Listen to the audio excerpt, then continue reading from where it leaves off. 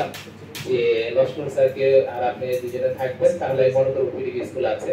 তো লস্কর স্যারকে একটু রিকোয়েস্ট করবো, আপনি তো আসলে আপনার স্কুলে আমি কিছু প্রোগ্রাম করেছি, কয়েকটা ক্লাস নিয়েছি, যদি এই বিষয়েও আসলে স্টুডেন্ট ফিডব্যাক সহ কতটুকু কি হয় এই বিষয়ে একটু বলবেন।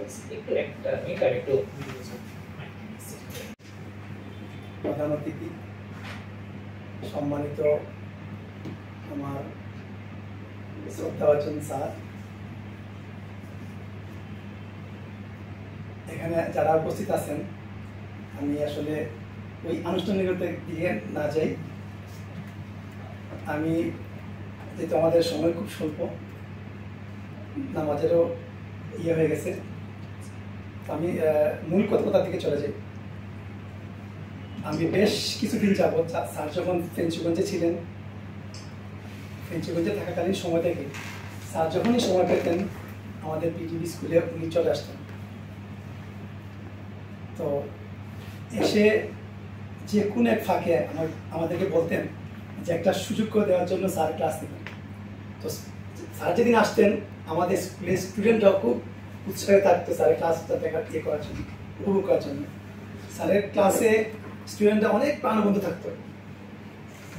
তো এই সময়টা ছিল অনেক আগে, এবং স্যার অনেক দিন পর পর আসতেন, যেহেতু স্যার ফেঞ্চুগঞ্জে ছিলেন, এখানে সময় দিতে পারতেন না।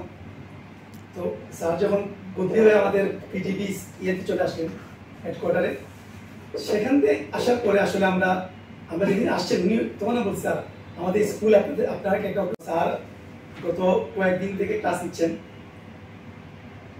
অনেক ব্যস্ততার মধ্যেও স্যার ক্লাস দিচ্ছেন। তো ওই ক্লাসে ফাঁকে ফাঁকে আমিও আসলে স্যারের ক্লাসটা মাঝে মধ্যে উপভোগ করি, এবং আমি স্যার আসার পরে আমি স্টুডেন্ট থেকে ফিডব্যাক নিই যে স্যারের ক্লাসটা কেমন হলো, স্যারের কিভাবে তোমরা ইয়ে করলা। তো অভূতপূর্ব সারা। আসলে আমি নিজে একজন টিচার হয়ে আমি ইংলিশের প্রতি আসলে আমার একটা ভীতি আমি এখনো কাজ করি। আমি স্টুডেন্ট লাইফ থেকে আমার ইংলিশের প্রতি একটা ভীতি কাজ করি। তো আমাদের স্কুলের স্টুডেন্টদের থেকে যে আমি সাড়া পাচ্ছি, বা তাদের যে স্টুডেন্টদের যে তাদের যে উৎসাহ উদ্দীপনা দেখতেছি, আমার কাছে মনে হচ্ছে যে আমি নিজেও ওই 20 দিনের কোর্সে যদি ভর্তি হতে পারতাম, এবং এখানে এসে এই 20 দিনের যে চ্যালেঞ্জ ওইখানে দেখে আমার খুব আসলে ওই 20 দিনের চ্যালেঞ্জ যদি আমিও থাকতে পারতাম। স্যার হয়তো আমাকে নিবেন না, হয়তো স্যার এই 20 দিন চ্যালেঞ্জ হয়তো এমনভাবে নিচ্ছেন যে একদম জিরো থেকে মনে সম্ভবত এটা শুরু করবেন। তো আমরা আসলে এই ব্যাপারে খুবই আশাবাদী যে সিলেট সহ আমাদের বিভিন্ন জায়গায় তারা বিভিন্ন প্রোগ্রাম করতেছেন। এই প্রোগ্রাম আমরা বিভিন্ন সময় দেখতেছি আর কি। তো আমি যেখান থেকে আমি শুনতেছি স্যারের যে ফিডব্যাক, এটা অত্যন্ত মহনীয় ফিডব্যাক। তো এটা ভবিষ্যতে হয়তো আরো সাপ ফেলবে দিনে দিনে। তো আমি স্যারের দীর্ঘায়ু কামনা করি, এবং এইটাকে স্যার কন্টিনিউ করবেন এই আশাবাদ ব্যক্ত করি। আমি আমার বক্তব্য এখানে শেষ করছি। ধন্যবাদ সবাই। ধন্যবাদ লস্কর স্যারকে। আমরা সৌভাগ্যবান, এখানে আমরা আরেকজন টিচারকে পেয়েছি। এই বিষয়টা আমার জানা ছিল না, ওই স্যার আসার পর আমি নতুন একটা জিনিস জানতাম। আমি জানি আমরা বাংলায় অনার্স করি, ইংরেজিতে অনার্স করি, অ্যাকাউন্টিং অনার্স করি, স্যার শিক্ষার উপরে অনার্স করেছেন। এইটা আমি আসলে জানতাম না। স্যার আমাকে আজকে শিখালেন যে না, শুধুমাত্র এডুকেশনের উপর অনার্স করার সিস্টেম আছে। আমরা সৌভাগ্যবান, আজকে স্যারকে পেয়েছি। স্যার অনার্স করেছেন শিক্ষার উপর এবং বর্তমানে ব্লুবার্ড স্কুলে আছেন। তো স্যার তো আসলে বিস্তারিত দেখানোর সুযোগ পাননি, আমি স্যারের সাথে আলাদাভাবে বসে দেখানোর চেষ্টা করব।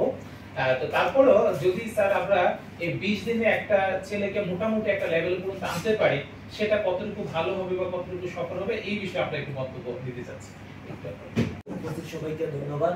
এখানে সবাই আমার গুরুজন। আমাকে এখানে নিয়ে আসছেন মূলত আমার শিক্ষক ডক্টর মোহাম্মদ দিদার চৌধুরী স্যার, তাকে জন্য ধন্যবাদ। আর স্যার যেখানে বলেন যাওয়ার জন্য সেখানে যাই, কারণ নিশ্চয়ই নতুন কিছু শিখতে পারি। আজকেও আমি এখানে সে যে জিনিসগুলো আইডিয়া পাচ্ছি, ধারণা পাচ্ছি। পৃথিবীটা হচ্ছে বর্তমান তথ্য প্রযুক্তির যুগ, নেটওয়ার্কিং যুগ। এখানে আইডিয়াটা শেয়ারিংটা হচ্ছে কেয়ারিং, যেটা এনআই মেথড যে স্যার যে কাজটা করছেন, আসলে একটা কাজটা মূলত করার দরকার ছিল আমাদের, বা আমাদের শিক্ষক যারা, আমরা কিন্তু এটা করছি না। যে স্যার কি করছেন, ঘরের খেয়ে বনের মোষ তাড়াচ্ছেন, এইরকম একটা কাজ। এই জন্য স্যারকে আমার পক্ষ থেকে এবং শিক্ষক সমাজের পক্ষ থেকে ধন্যবাদ জানাচ্ছি।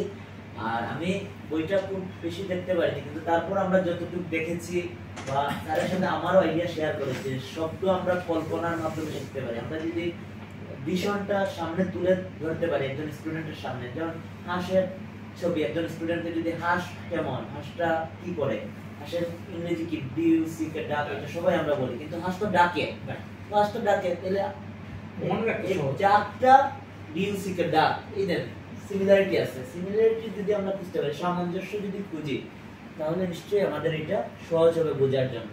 আর যেহেতু স্যার আছেন, আমি মনে করি ডক্টর দিদার স্যার আমার চেয়ে আরো সুন্দর করে বলতে পারবেন। তো সবাইকে ধন্যবাদ। আর এই আয়োজন কার্যক্রম চলুক, আর আপনারা যারা আসছেন তাদেরকেও ধন্যবাদ এইরকম কাজে যুক্ত হওয়ার জন্য। আসসালামু আলাইকুম।